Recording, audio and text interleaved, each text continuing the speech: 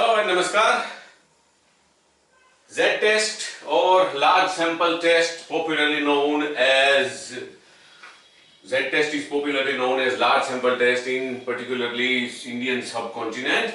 And in Z-test we are going to discuss on significance of single mean, and more precisely we are going to discuss a case of two-tailed test.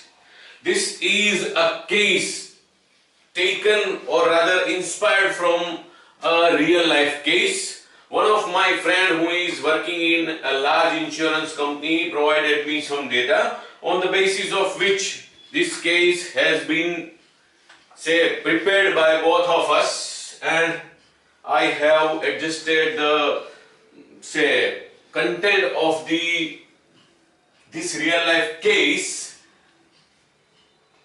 to fit it as a question or problem to discuss here. Yes, first of all, let's read the case.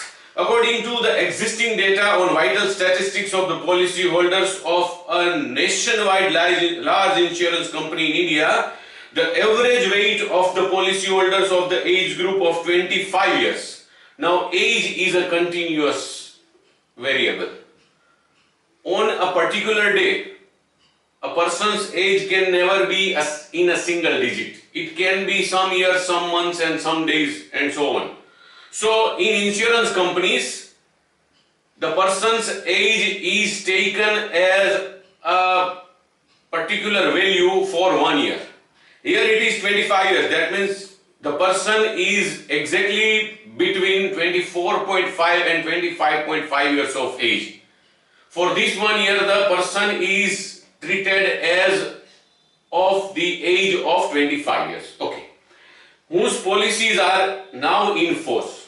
Those in this age group whose policies are now in force, whose policies have left, they are not considered, is 59 kg. The weight of this age group is 59 kg with a standard deviation known on the basis of long-term observations 5 kg. The standard deviation is 5 kg. In past, the company may have studied, the company may have obtained the point estimate about mean and standard deviation that we all know. The recent global trends show that because of increasing consumption of fast food, alcohol, etc., the average weight of this age group, 25 years, around 25 years, has increased significantly. But on the other hand, the feedback of the sales force of the company working in that region, that means in the nation, suggests that the people in this age group have become very much health conscious, and regular gymming and workout habits in all genders have supported this age group to control their weight. And as a result, in the recent years, the average weight of the people and also the policyholders of the company of this age group must have gone down significantly. A very nice argument, yes. As the sale of insurance products in this age group has been increasing constantly since last few years because of high growth of skill, employment and thus income, and hence looking to the need of studying the effect of this change in the pattern of weight of this age group of people on their mortality, the underwriting department of the insurance company decided to go for a statistical analysis. Yes, very serious point. Because there can be positive or negative effect. If one argument of the global trend is considered, it should have affected the mortality.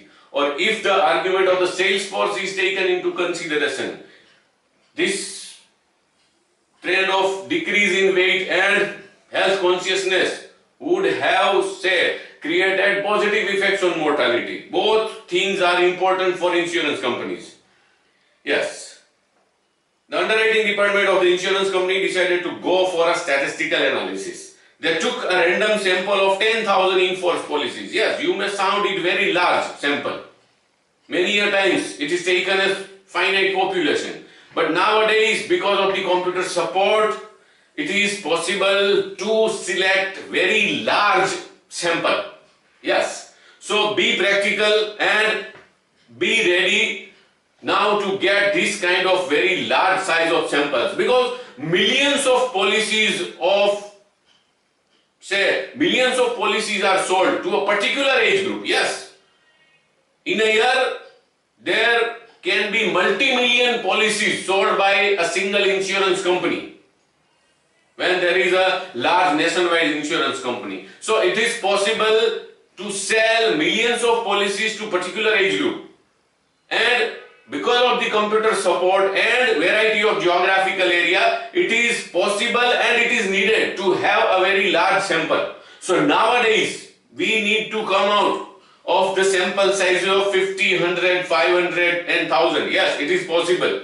So they took a random sample of 10,000 in-force policies out of the very large number of policies sold during the last 3 years to the people in this age group and found a mean weight of 58.1 kilogram. Yes, they took the sample from the policies sold recently within last 3 years. Why? They want to check the effect of the changed mentality of the age group towards the consciousness, towards the health. So they selected random sample from the recently sold policies. Yes, this is good thing. They thought precisely, let's take the sample from the recent policy holders who have reached this age group within recent past. Yeah, okay. They decided to take 1% risk of rejecting a true hypothesis. I am not going to say into detail of this sentence, but we know that this is level of significance. We need to take 1% level of significance. Which out of the two arguments would prove to be true for the 25 years age group policy holders of the company? Increase or decrease in their weight significantly. So we have two arguments. One argument is the weight of the persons in 25 years age group must have increased. Yes, the global trend. On the other hand, the weight of this age group must have decreased because of various activities, because of health consciousness in this age group. So this is pure case of two-tailed test. There are two possibilities. The company has point estimate of 59 kilograms of average weight of this age group. Now there are two possibilities. The weight may have increased or the weight may have decreased. So there are two open possibilities. That's why this is case of two-tailed test. The first thing. Now, what about the statistics? It is very clear from the information that this is population mean, because this is for all the policyholders. This estimate stands for all the policyholders of this age group.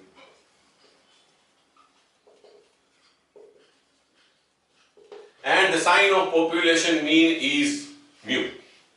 This is population standard deviation, because if you read the sentence carefully, the sentence is about all the policyholders of this age group. That means this is from a very, very large means it tends to infinity population size. Yes, since this is population standard deviation, we use small sigma. Yes, they took a random sample of 10,000, sample size. The sign is small n. And the average weight of the policyholders in this sample. So this is sample mean x bar, and this is level of significance. Yeah, 1%. So alpha equals to 0.01. Since this is two-tailed test, why it is two-tailed, that I have already explained. Since this is two-tailed test, we have to take alpha by 2. 0.01 divided by 2, that will be 0.005. Okay. Now what? Now to test the hypothesis. What is the hypothesis? That I am going to explain very shortly. But to test the hypothesis in this particular case or in any case, we have so many techniques or methods to test the hypothesis, whether it is acceptable or rejectable. In this lecture, we are going to test the validity of the hypothesis by finding the range of acceptability of the sample mean. For that particular method, we first of all need the critical value of Z statistic. Since this is large sample test for single mean, this is Z test. Yeah? These two things suggest us that this is Z test because of the one most important cause of treating this as Z test is sample size, 30 or more, large sample. Another is in the international arena, it is also important that the population standard deviation is available. Okay, now critical value. How to find critical value? We have two alternatives. First, to take the table of critical values from the T distribution. So critical values of T, in that table the very last row stands for infinite degrees of freedom. That row is actually showing us the critical values of Z. Since alpha is 0.005, alpha by 2 is 0.005, take that T 0.005, but in the T table, when there is infinite degrees of freedom, it stands for Z statistics also, it is 2.576. Okay. Another technique is take the table of area under normal curve and subtract this value from 0.5.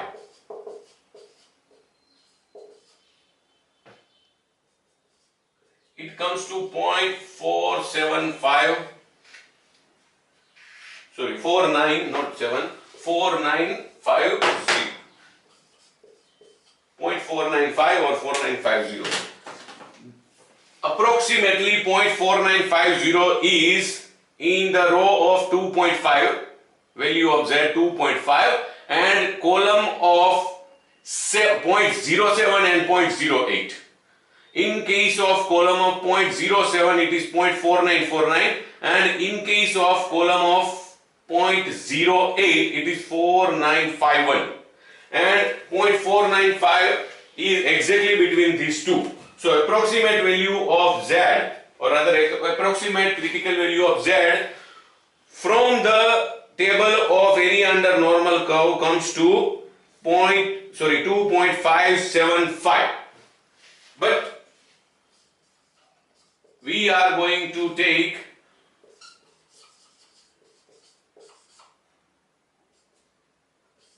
.576 that we have found from the table of values of T. Okay. Now, when we are going to use range of acceptability of the sample mean, we are going to calculate the lower limit and upper limit of the sample mean on the basis of this critical value. Sorry, this is two-tailed, so we have to use sign plus as well as minus both. On the basis of this critical value and this information about sample size, population standard deviation, etc., we can find out the lower limit of sample mean and upper limit of sample mean for the purpose of acceptability of this sample mean. If the sample mean, rather observed or actual sample mean, falls within this range, the hypothesis should be accepted. If the sample mean, observed sample mean, is less than the lower limit or greater than the upper limit, the hypothesis should be rejected or should not be accepted. First of all, calculation of Z value is Z equals to, since this is two-tailed test, sample mean minus population mean upon population standard deviation or just standard deviation divided by square root of sample size. Okay. In this case, the critical value is 2.576. We want to find the sample mean. The population mean is given to be 59. The simple standard, rather population standard deviation or standard deviation is given to be 5. Sample size is 10,000. So, plus or minus 2.576 equals to x bar critical minus 59, the population mean, upon 5 divided by 100.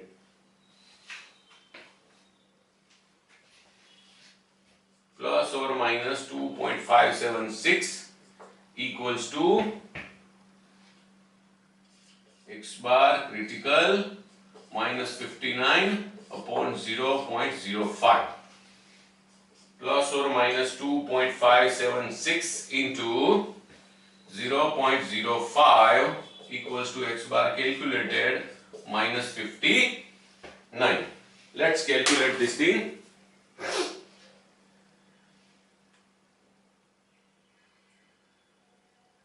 .576 into 0.05. It is 0.1288 plus or minus 0.1288 equals to x bar critical minus 59. So 59 plus or minus 0.1288 equals to x bar calculated. Since both are possible, subtraction as well as addition, there can be two possible values of sample mean. Yes, 59 minus 0.1288 gives us 58.8712. Rather, first of all, 58.8712. 2. If we add 59 plus 0.1288, it is silly to find out it on calculator. 59.1288. If the mean of the sample we select from this population comes within this range, the hypothesis can be accepted. Now the actual testing of hypothesis we are going to say perform. What is the hypothesis? First of all, null hypothesis. And that is both the arguments are not valid. Increase or decrease, nothing has happened. All this kind of increase or decrease in the mean weight of this particular age group is just because of statistical fluctuation. So the average height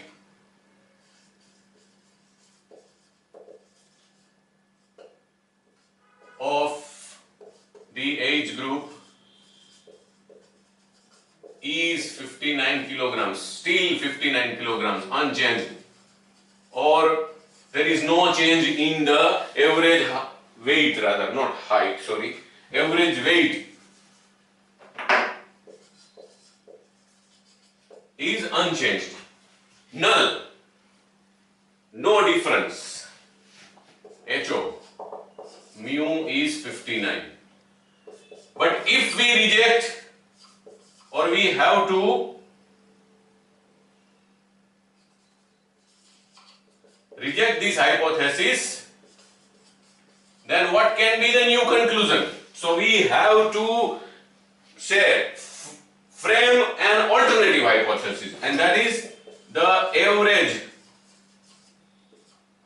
weight. Wrongly, I am every time speaking height. It is weight.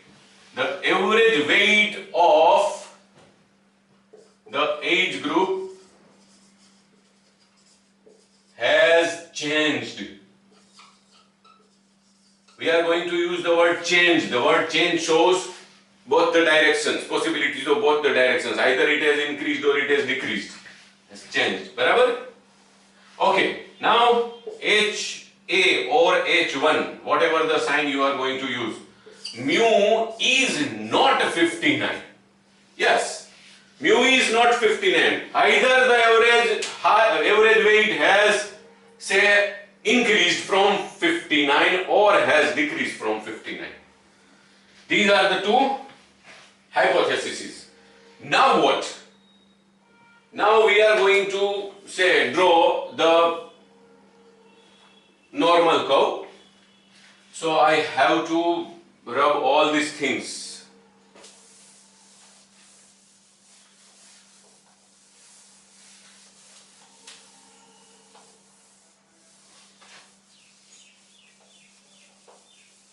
We know that the mean of the sample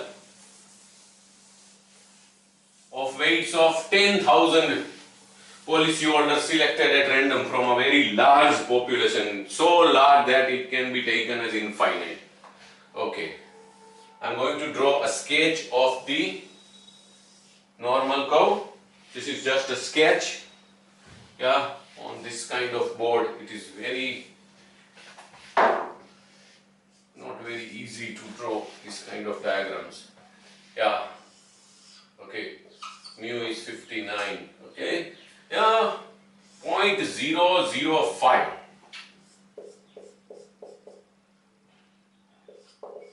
Alpha by 2, yeah,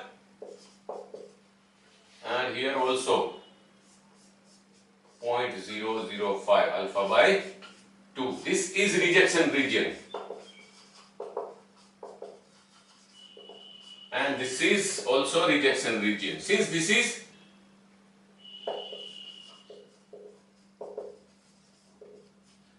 acceptance region.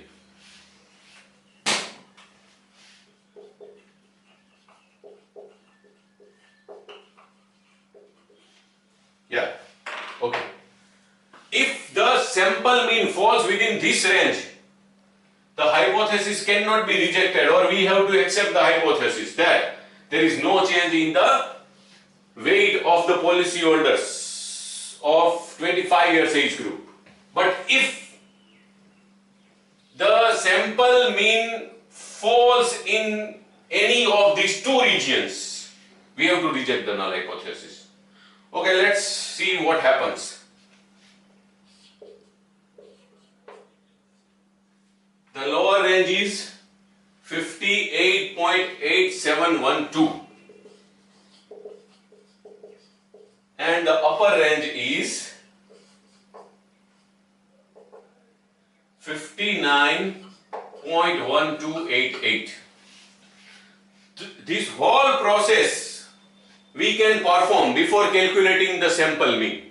Just after determining the sample size and level of significance, without drawing the sample from the population, we can reach to this level.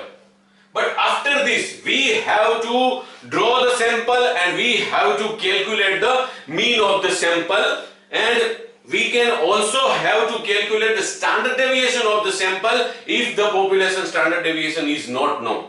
In case of a large sample, also we can get the point estimate of the population standard deviation from the sample itself, which has been drawn for the purpose of hypothesis testing. Okay, which I have already discussed in the lecture number 1 of the Z test. Yeah. Okay. Now, what is the reality? Okay, we took the sample size is 10,000, that we know because we had decided to take a sample of 10,000 units or 10,000 policies. Now we have actually drawn and we have examined the age of all the policyholders, 10,000 policyholders, and on the basis of that information we have calculated the mean weight, average weight of all these 10,000 policyholders included in the sample, and we come to know that the weight of these policyholders is X bar observed is 58.1 kg. Now, where is the place of 58.1 58.1 kg. 58.1 is less than 58.8712. So, real X bar, observed value of sample mean, falls in this region. Yes, rejection region. Or in other words, the actual value or observed value of sample mean doesn't fall within these two limits, lower limit and upper limit, doesn't fall within this range. That means doesn't fall in the acceptance region. That means the sample mean falls in the rejection region. What is the interpretation? We reject the null hypothesis. Yes. The sample mean, the X bar 58.1 kg, falls in the rejection region or doesn't fall in the acceptance region. So conclusion is, hence we reject the null hypothesis. So conclusion will be,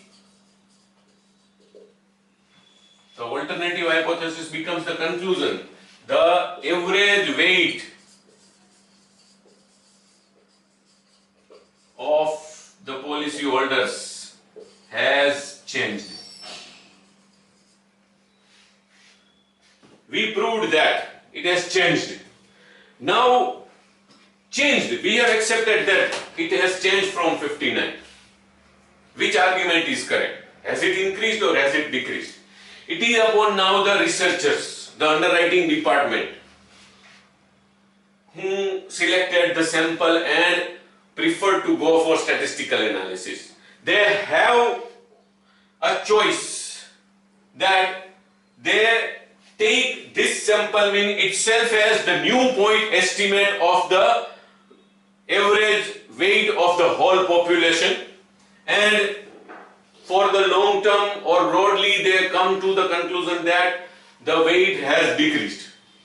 But since there is an alternative argument of increasing weight at global level also, we treated this as two-tailed test. So it is, in the next stage, they have to interpret this conclusion and they have to arrive at a decision. This is very critical point. But since it is out of the purview of this statistical analysis and statistical conclusion, we are not going to discuss, further about this stage of managerial decision making after arriving at the conclusion. But it is now, proved that the average weight of the age group of policyholders of 25 years is now not 59. For this particular country or for this particular company, they have an alternative to come to the conclusion that the weight has decreased. But since the another argument was also there in competition, we treated this as two-tailed test. That's it. In the next lecture, we are going to use this particular case, but to test the same hypothesis by another method.